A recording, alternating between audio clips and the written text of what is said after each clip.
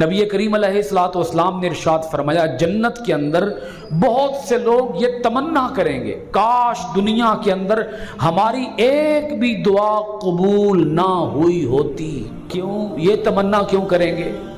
آگے مضمون سنیں۔ نبی کریم अलैहिस्सलाम نے ارشاد فرمایا اللہ پاک جنت کے اندر کچھ ایسے جنتیوں کے درجے بڑھائے گا جن کی دعائیں قبول نہ ہونے کی وجہ سے ان کے درجے بڑھ رہے ہوں گے نا۔ کچھ جنتی ایسے ہوں گے جن کی دعائیں قبول نہ ہونے کی وجہ سے اللہ پاک ان کے درجے اونچے کرے گا کہ میں نے دنیا کے اندر تمہاری یہ دعائیں قبول نہیں کی تھی، آج ان دعاؤں کا صلہ میں رب تمہیں عطا کرتا ہوں۔ کیونکہ دیکھیں نا رب کے ہاں کوئی نیکی ضائع جاتی نہیں ہے۔ بولیے نیکی ان اللہ لا یضیع اجر المحسنین، اللہ تعالیٰ نیکی کرنے والوں کا اجر ضائع، وہ نیکیوں کو سنبھال کے رکھتا ہے۔ ایک سوئی کے نکے کے برابر بھی کوئی نیکی کرے، تل کے دانے کے برابر کوئی نیکی کرے، اللہ کے ہاں اس نیکی کا بھی درجہ ہے۔ اسی لیے آقا علیہ نے فرمایا کہ اگر تم راستے سے کوئی تکلیف دہ چیز دور کرتے ہو اسے بھی چھوٹی نیکی نہ سمجھنا، تمہیں خبر نہیں شاید اسی نیکی کے سبب تمہاری زندگی کے سارے گناہ بخش دیے جائیں۔ اللہ کے ہاں کس نیکی کا کتنا درجہ ہے اللہ جانے، ہمیں کیا پتا ہے۔ تم نیکیاں کرتے رہو، کسی کو بھی نیکی حقیر نہ جانو کہ یہ تو بڑی چھوٹی سی نیکی ہے۔ اسی طرح آقا علیہ السلام نے یہ بھی فرمایا کسی گناہ کو بھی معمولی سمجھ کے کر نہ بیٹھنا، ہو سکتا ہے اسی ایک گناہ کی پاداش میں تمہاری ساری نیکیاں رد کر دی جائیں۔ تو کچھ جنتی ایسے ہوں گے جن کے درجے بڑھائے جائیں گے، ان کے درجے بڑھتے ہوئے دیکھ کر باقی جنتی خواہش کریں گے کاش دنیا کے اندر ایک بھی دعا قبول نہ ہوئی ہوتی اور آج ان ساری دعاؤں کا صلہ رب جنت میں عطا فرماتا۔ اسی طرح کچھ جنتی ایسے بھی ہوں گے جن کو دنیا کے اندر تکلیفیں دی گئی ہوں گی، اذیتیں دی گئی ہوں گی، وہ مختلف طرح کے مظالم سے گزرے ہوں گے، انہوں نے کئی درد اور کئی آلام سہے ہوں گے، تو اللہ پاک ان کے بھی درجے اونچے کرے گا۔ جب انہوں نے صبر سے کام لیا ہوگا تو اللہ پاک اس صبر کی وجہ سے اللہ پاک جب ان کے درجے بڑھائے گا تو جنتی خواہش کریں گے کاش، اب لفظ بڑے قابل غور ہیں، دعا کریں گے، تمنا کریں گے کاش دنیا کے اندر ہمارے جسم کی کھال کو کینچیوں سے کاٹا جاتا، بدلہ اللہ پاک جنت میں عطا فرماتا۔ کھلڑی کاٹ دی جاتی، کینچی سے کھال کاٹ دی جاتی اور ہم کیا کرتے؟ اف بھی نہ کرتے اور صبر سے کام لیتے، اور آج ہمیں اس صبر کا صلہ اللہ پاک جنت میں عطا فرماتا۔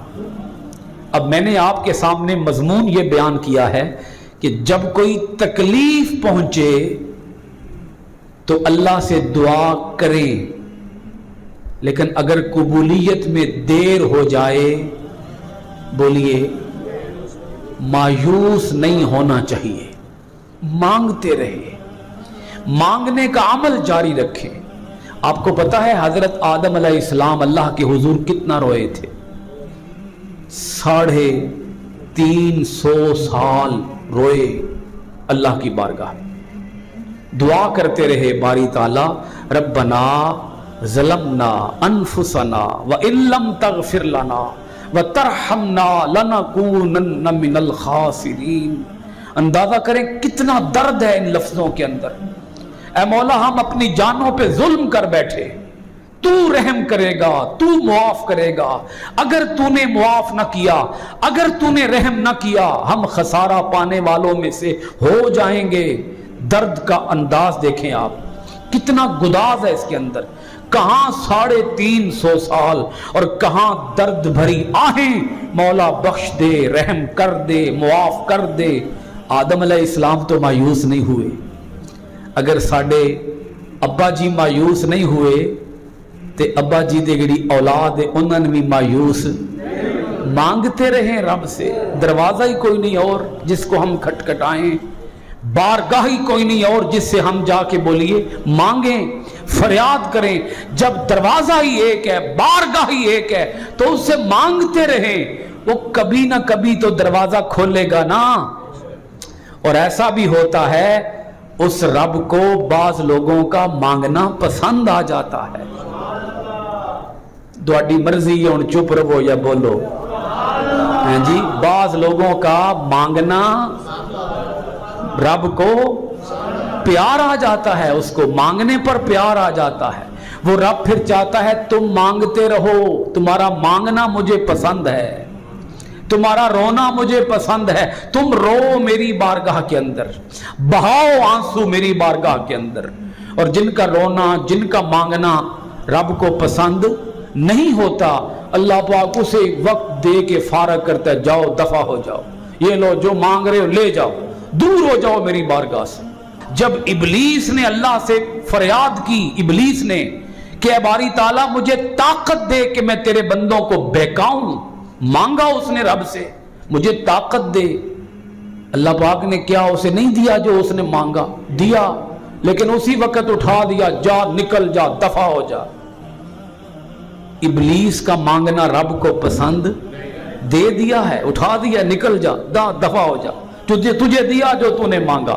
और इधर आदम अलैहिस्सलाम 350 साल रो रहे हैं। इसका साफ मतलब यह है इबलीस का रोना रब को पसंद नहीं था, आदम का रोना रब को पसंद था।